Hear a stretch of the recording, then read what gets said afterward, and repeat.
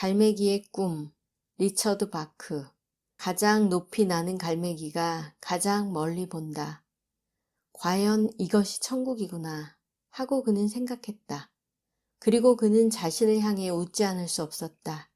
막 날아올라 천국 속으로 들어가는 바로 그 순간에 천국을 분석한다는 것은 거의 존경할 수 없는 일이었다.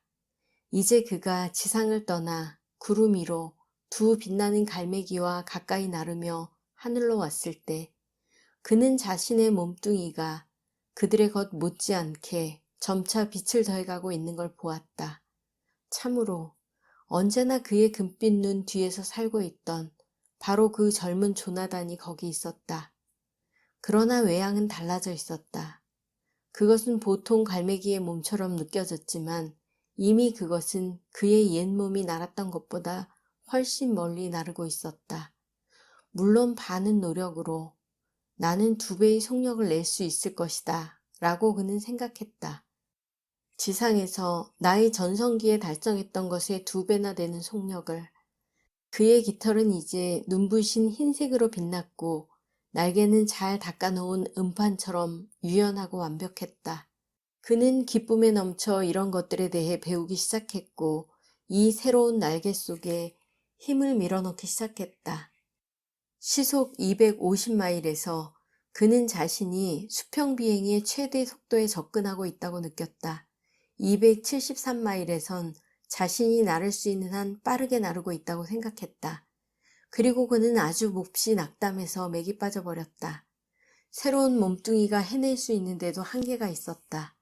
비록 지금의 속도가 옛날의 그의 수평 비행 기록보다는 훨씬 빠르기는 했지만 그 기록을 깨기 위해서 대단한 노력이 필요하다는 것은 여전히 하나의 한계였다. 하늘에선 한계란 것이 없어야 하지 않는가 라고 그는 생각했다. 구름이 갈라졌고 그를 호위하던 갈매기들이 그를 불렀다. 행복한 착륙이 되기를 조나단. 그리고 그들은 희박한 공기 속으로 사라졌다. 그는 바다 위를 날아 톱니 모양의 해안선을 향해 가고 있었다. 몇 마리 안 되는 갈매기들이 벼랑 위에서 날아오르는 작업을 하고 있었다. 북쪽으로 저 멀리 바로 수평선에선 다른 몇 마리 갈매기들이 나르고 있었다. 새로운 광경, 새로운 생각, 새로운 의문들. 어째서 저렇게 갈매기들이 조금뿐일까? 하늘은 갈매기들로 떼지어 몰려다녀야 할 게 아닌가? 게다가 나는 왜 갑자기 이렇게 피곤할까? 하늘의 갈매기들은 결코 피곤해지지도 않고 잠자지도 않을 것이라 생각되는데 어디서 그는 그 말을 들었던가? 지상에서의 그의 삶에 대한 기억은 사라져가고 있었다. 지상은 물론 그가 많은 것을 배운 곳이었지만 그러나 세세한 일들은 흐릿했다. 먹이를 위해 싸운 일, 그리고 추방당한 일 정도가 기억에 남아 있었다. 해안선 곁에 연암은 마리의 갈매기가 그를 마중하기 위해 왔지만 모두가 한마디 말도 하지 않았다. 그는 자신이 환영받았다고만 느꼈으며 이곳이 집이라고 느꼈을 뿐이었다. 그날은 그에게 있어 위대한 날이었다. 그리고 그는 그날의 일출을 더 이상 기억하지 못했다. 그는 해변에 착륙할 요량으로 몸을 돌렸다. 그리고 공중에서 약간 멈추기 위해 날개를 쳤고 그런 다음 사뿐히 모래 위로 내려앉았다. 다른 갈매기들도 역시 착륙했지만 그들 중 아무도 그처럼 심하게 기칠 퍼덕거리지는 않았다. 그들은 빛나는 날개를 펼쳐 바람을 타고 회전했으며 그런 다음 발이 땅에 닿는 것과 동시에 멈추었을 때까지 어떻게든 기체 커브를 바꾸었다. 그것은 아름다운 몽간음이었다. 그러나 이제 조나단은 그걸 시도해보기엔 너무나 피곤했다. 거기 해변에 선 채로 여전히 한마디 말도 없이 그는 잠이 들었다. 그 후 조나단은 이곳에서 그가 과거에 배웠던 것 못지않게 비상에 대해 배울 것이 많다는 것을 알았다. 그러나 거기엔 차이가 있었다. 이곳에는 그가 생각하는 것과 같은 생각을 가진 갈매기들이 있었다. 그들 각자에게 있어 삶의 가장 중요한 일은 그들이 가장 사랑하는 일을 추구하는 것이었고 그 일에 완벽을 기하는 것이었다. 그리고 그 일이란 바로 나르는 것이었다. 그들은 모두 하나같이 훌륭한 새들이었다. 그리고 그들은 매일처럼 나르는 연습을 하고 진보된 항공수를 시험하며 시간을 보냈다. 오랫동안 조나단은 그가 떠나온 세계에 대해 잊고 있었다. 그 세계는 갈매기떼가 비상의 환희에 대해 눈을 꽉 감은 채 살고 있는 곳이었고, 거기선 오직 먹이를 발견하고 그걸 획득하기 위한 수단으로서만 날개를 사용했던 것이다. 그러나 이따금 아주 가끔씩은 그도 그것을 기억했다. 어느 날 아침 그가 그의 교사와 함께 밖에 나와 있을 때 접은 날개로 급회전하는 수업을 끝낸 뒤 해변에서 쉬고 있을 동안 그는 문득 그것을 기억해냈던 것이다. 모두들 어디 있죠, 설리반? 이 갈매기들이 끼릭거리는 소리 대신 사용하는 편리한 텔레파시에 이제 아주 익숙해져서 그는 조용히 물었다. 어째서 이곳엔 더 많은 갈매기가 없나요? 어째서 내가 떠나온 그것은 수천 수만 마리의 갈매기들이 있지. 알고 있어. 설리반은 머리를 흔들었다. 내가 할 수 있는 단 하나의 대답은 조나단, 그대는 100만의 새 가운데 가장 훌륭한 한 마리 새라는 거야. 우리들 대부분은 지금까지 아주 느리게 진보해온 셈이지. 우리는 한 세계를 떠나 거의 정확하게 그와 비슷한 다른 세계로 들어왔어. 우리가 떠나온 것을 금방 잊어버리고 우리가 향하는 곳이 어디인가를 개념하지 않은 채 순간을 위해 살고 있는 거지. 그대는 먹는 것과 싸우는 것, 혹은 무리 속에 권력 이상의 삶이 있다는 최초의 깨달음에 이르기 전에 우리가 얼마나 많은 삶을 거치지 않으면 안 되었는지 생각해 본 적이 있나? 천의 삶, 만의 삶이라네. 그러고 난 다음 우리가 완전함 같은 것이 존재한다는 것을 배우기 시작했을 때까지 또 다른 수백의 삶, 그리고 다시 우리 삶의 목적은 바로 그 완전함을 발견해서 그걸 과시하는 것이라는 생각에 이르기까지 또 다른 수백의 삶을 말일세. 물론 같은 법칙이 지금의 우리에게도 작용하는 거야. 즉, 우리는 우리가 이 세계에서 배운 것을 통해서 우리의 다음 세계를 선택한다는 말일세. 아무것도 배우지 않는다면 다음의 세계도 지금의 세계와 똑같은 것일 수밖에 없지. 전혀 똑같은 한계들과 극복해야 할 무거운 짐에 짓눌리는. 그는 날개를 펼쳤고 바람이 불어오는 쪽으로 얼굴을 돌렸다. 하지만 그대는 그는 말했다. 그대는 한 번에 너무 많은 것을 배웠기 때문에 여기까지 이르는데 무수한 삶을 거쳐오지 않아도 되었다네. 순식간에 그들은 다시 이륙해서 연습에 들어갔다. 편대식 방위점 회전은 까다로운 것이었다. 왜냐하면 반쯤 뒤집은 몸으로선 거꾸로 박힌다는 생각을 하지 않을 수 없었으며 날개의 커브를 역전시키고 게다가 정확하게 그의 교사의 자세와 조화를 이루며 역전해야 했기 때문이다. 다시 해보세. 설리반은 거듭거듭 말했다. 다시 한번 해보세. 그런 다음 마침내 조화라고 그는 말했다. 그리하여 그들은 공중제비 비행을 연습하기 시작했다. 어느 날 저녁 야간 비행이 없는 갈매기들이 모여 위에 함께 서서 생각에 잠겨 있었다.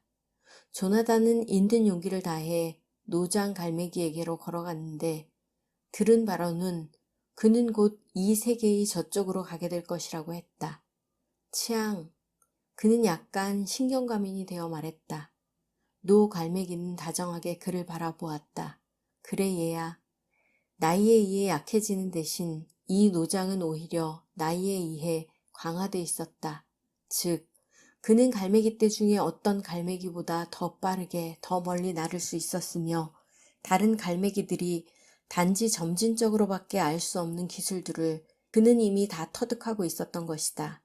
치앙, 이 세계는 전혀 천국이 아니지요. 네? 노장은 달빛 속에서 미소했다. 너는 다시 배우고 있는 거야, 조나단. 그는 말했다. 그럼 이곳 다음엔 무엇이 기다리나요? 우린 어디로 가고 있는 거죠? 천국과 같은 곳은 아무 데도 없나요? 없어, 조나단. 그런 곳은 어디에도 없단다. 천국은 장소가 아니야. 그건 시간도 아니란다. 천국은 완전하게 되는 것을 말하지. 한동안 그는 잠잠했다. 넌 아주 빠르게 나르는 새야. 안 그래? 저는 속도를 즐깁니다. 깜짝 놀라 당황한 채 그러나 노장이 자기를 알아준 것에 자부심을 느끼며 조나단이 말했다. 너는 완전한 속도를 달성하는 순간 천국에 닿기 시작할 거야, 조나단. 그리고 완전한 속도란 시속 1000마일이나 시속 100마일로 나르는 것도 아니고 빛의 속도로 나르는 것도 아니야. 왜냐하면 숫자란 어느 것이든 한정된 것이지만 완전에는 한계가 없기 때문이지. 완전한 속도란 얘야. 거기 그냥 존재하는 것이란다. 아무 예고도 없이 치앙은 사라졌다. 그리고는 50피트 저쪽의 바다 끝에 나타났는데 이 모든 것은 그야말로 눈 깜빡할 사이에 일어났다. 그런 다음 그는 다시 사라졌고 역시 눈 깜짝할 사이에 조나단의 어깨 위에 서 있었다. 재미있는 일이지? 그는 말했다. 조나단은 현혹되었다. 그는 천국에 대해 물어본 것을 잊어버렸다. 어떻게 그런 일을 하세요? 그럴 때의 느낌이 어떻지요? 당신은 얼마나 멀리 날 수 있나요? 너는 내가 원하는 어떤 곳에나 어느 때나 갈 수 있어. 노장은 말했다. 나는 내가 생각할 수 있는 모든 곳에 언제라도 갔었다. 그는 바다를 건너다 보았다. 이상한 일이야. 여행을 위해 완전을 경멸하는 갈매기들은 천천히라도 아무데도 가지 못해. 완전을 위해 여행을 도외시하는 갈매기들은 당장에 어떤 곳에나 가거든. 기억해라, 조나단. 천국은 장소나 시간이 아니라는 것을. 장소와 시간은 너무나 무의미한 것이기 때문이야.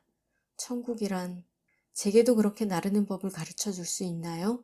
조나단은 또 다른 미지의 것을 정복하고 싶어 몸을 떨었다.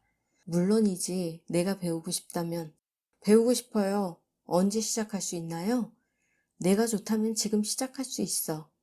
저는 그와 같이 나르는 법을 배우고 싶어요. 조나단은 말했다. 그리고 그의 눈에선 빛이 번뜩였다. 뭘 해야 하는지 말씀해 주세요. 치앙은 느릿느릿 말을 하면서 어린 갈매기를 아주 주의 깊게 지켜보았다. 생각처럼 빨리 나르는 것, 거기가 어디든 간에 그는 말했다. 너는 이미 도착했다는 걸 알므로써 시작하지 않으면 안 돼. 치앙에 의하면 조나단을 위한 비결은 자신이 42인치 날개를 가진 한정된 육체 속에 갇혀 있다는 생각을 중단하고 해도 위에 설계할 수 있었던 행위를 중단하는 것이었다. 그 비결은 그의 참다운 본성이 쓰여지지 않을 수처럼 완벽하게 시공을 가로질러 동시에 어디서나 살아있음을 아는 것이었다. 조나단은 날이면 날마다 해 뜨기 전부터 한밤중이 지나도록 열렬한 마음으로 이 비결에 충실했다. 그러나 그의 모든 노력에도 불구하고 그는 그가 있는 자리로부터 깃털 폭만큼도 움직이지 못했다. 믿음에 관한 건 잊어버려라. 치앙은 이 말을 거듭거듭 강조했다. 너는 나를 수 있다는 믿음을 가질 필요가 없었어. 나르는 것을 이해한다는 것이 필요해. 이건 변함이 없어. 자, 다시 해봐. 그런 다음 어느 날 조나단은 눈을 감은 채 정신을 집중하여 해변에 서 있을 때 치앙이 그에게 말해준 모든 것을 순식간에 이해했다. 과연 그건 진실이다. 나는 완전하고 무한한 갈매기이다. 그는 격렬한 기쁨의 충격을 느꼈다. 좋아, 치앙이 말했다. 그의 목소리엔 승리의 울림이 있었다. 조나단은 눈을 떴다. 그는 노장 갈매기와 단둘이 전혀 다른 해안에 서 있었다. 그곳엔 바닷가 아래로 나무들이 쭉 둘러서 있고 노란 쌍둥이 태양이 머리 위에서 빙빙 돌고 있었다. 마침내 너는 이해했어. 치앙이 말했다.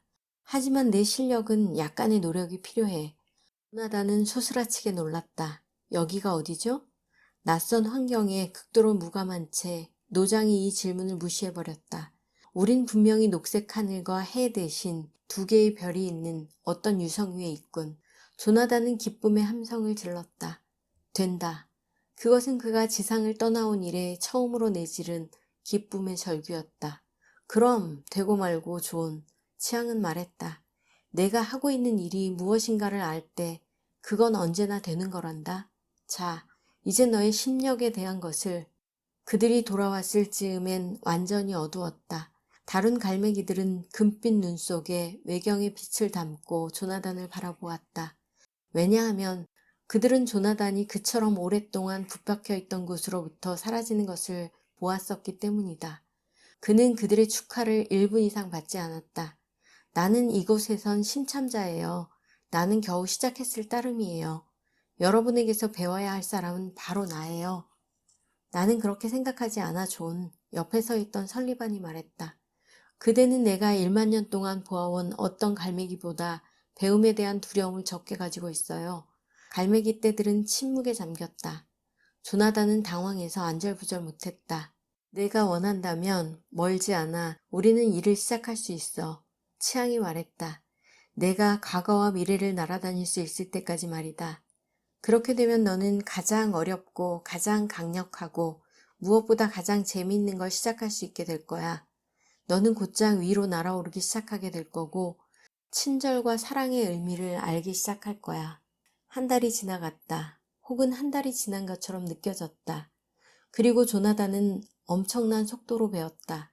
그는 언제나 일상의 경험으로부터 재빨리 배웠던 것이다. 그리하여 이젠 노장 자신의 특별 생도인 그는 마침 유선형 깃털로 된 컴퓨터인 양 새로운 관념들을 재빨리 흡수했다. 그러나 그런 다음엔 치앙이 사라지는 날이 왔다. 그는 그들 모두와 조용히 이야기했다. 그리고 그들에게 모든 삶에 보이지 않는 완전한 원리를 더욱 이해하기 위한 노력과 배움과 연습을 중단하지 말라는 훈계를 했다. 그런 다음 그가 말하고 있을 때 그의 깃털이 점점 더 빛을 더하더니 마침내 너무나 눈부셔서 어떤 갈매기도 그를 쳐다볼 수 없게 되었다. 조나단, 그가 말했다. 그리고 이것은 그가 한 마지막 말이었다. 끊임없이 사랑을 행하거라. 그들이 다시 볼 수 있었을 때 치앙은 사라지고 없었다. 날이 감에 따라 조나단은 자신이 떠나온 지상을 거듭거듭 생각하고 있음을 알았다.